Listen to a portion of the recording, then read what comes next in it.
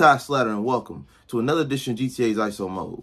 If you haven't already, follow GTA Sports Network and GTA Heat Check on all social media platforms. Like, comment, and subscribe to GTA Sports on YouTube. And don't forget GTASportsnet.com for all things. Now, before we get into today's ISO Mode, I want to give a quick shout out to all of our subscribers.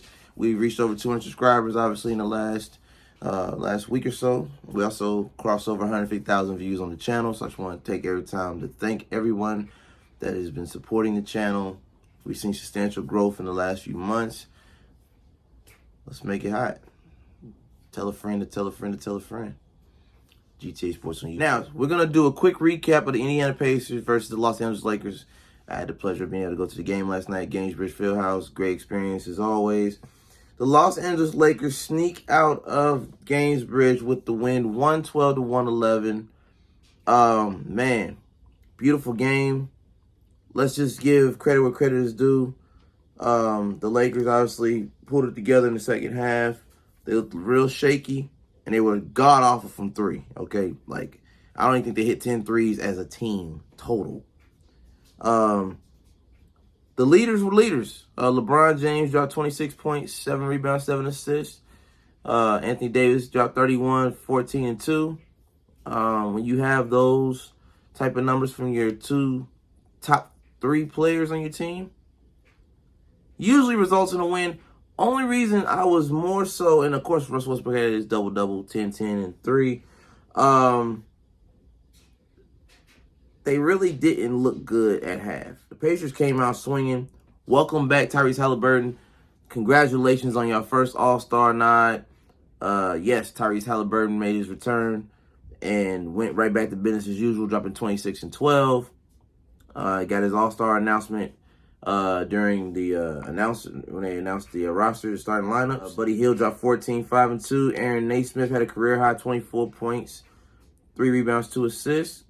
Miles Turner dropped 20 and 13 and 3, making that contract look sweet. Even T.J. McConnell did well off the bench with 11, 4, and 2. Everybody showed up that needed to show up last night. Really, it just came down to the Lakers got hot at the, in the last 2 minutes. As expected, they sat Bron a lot in the third, kept him well rested, fresh legs for the fourth, because they knew they was going to need him for that last 8-minute stretch. And that's exactly what they did. Hit their stride at the right time. And unfortunately, the Pacers couldn't seal the deal with a game-winning shot. Unfortunately, it bounced off the rim at the end of the game. So it was definitely a heartbreaker for the fans because they definitely were in the game. The only thing that stood out to me outside of Haliburton returning to form is they gave up a sizable lead because the Pacers were way better from three. There was a point in the game, and I'm sure that the numbers will speak for themselves when it comes to three-pointers. The Pacers were 16 of 41, while the Lakers were 6 of 22, as I mentioned. They were under 10. All right, there was way too many 3 attempts by Anthony Davis. I don't know what happened to his 3-point shot outside of the bubble because he hasn't been able to shoot 3 well and has regressed from that position since the 2020 NBA championship. I don't know what happened, but Anthony Davis should not be shooting 3s. Shout out to Russ for getting great passes and great looks to AD, but if he's standing at the perimeter, do not give him the ball until he comes inside that perimeter going forward.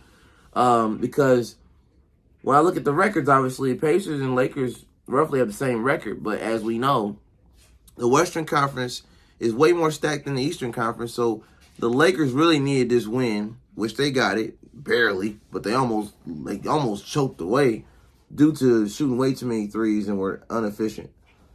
Free throws, Lakers were 71% as a team, while the Pacers were 83% for the team. And of course, field goal percentage 48 versus 45. When you look at the numbers, the Pacers should have won this game. They were better from the field. They were better from three, 39%, basically 40% as a team, 83% from the free throw line.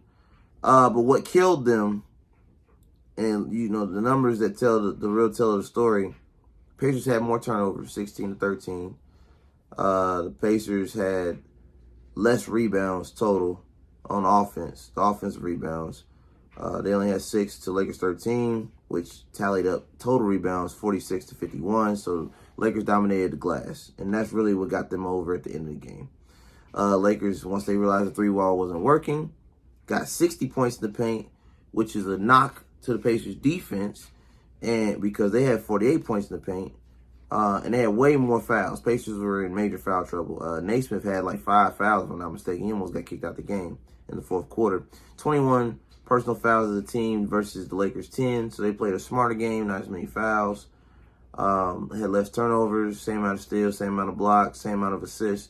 So it was an even matchup. The Lakers played down to the Pacers' competition.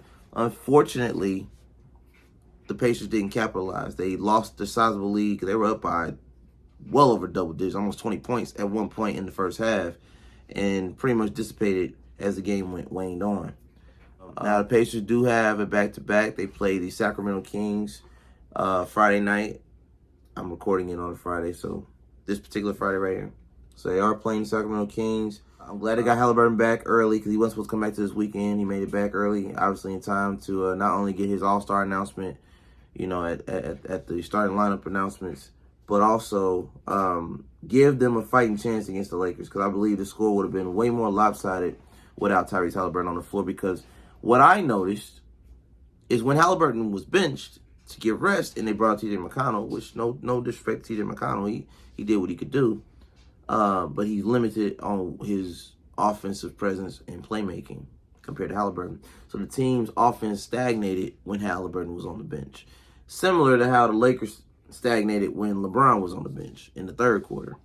So if I'm Rick Carlisle, I would look at that and try to find ways to maneuver the rosters to where somebody, whether it's Ben Mathurin, whether it's Aaron Naismith, whether it's Isaiah Jackson, O'Shea Brissett, whoever wants to facilitate and play make the offense while Haliburton is on the bench and can do it efficiently, I would make sure they get their time to get comfortable with the offense, know the offense, run the offense, practice the offense, study it front, back, side to side, because the only reason the Pacers lost this game is because they couldn't capitalize when Haliburton was on the bench.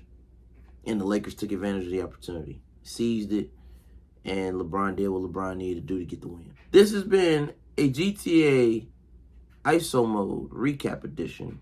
Pacers, Lakers. Final score, Lakers 112, Pacers 111. Follow me at Ty Slatter on all social media platforms. Follow GTA Sports Network and GTA eCheck on all social media platforms. Like, comment, and subscribe to GTA Sports on the YouTube. And don't forget GTASports.com for all things in the world of sports. This is Ty Slatter, and until next time, take care.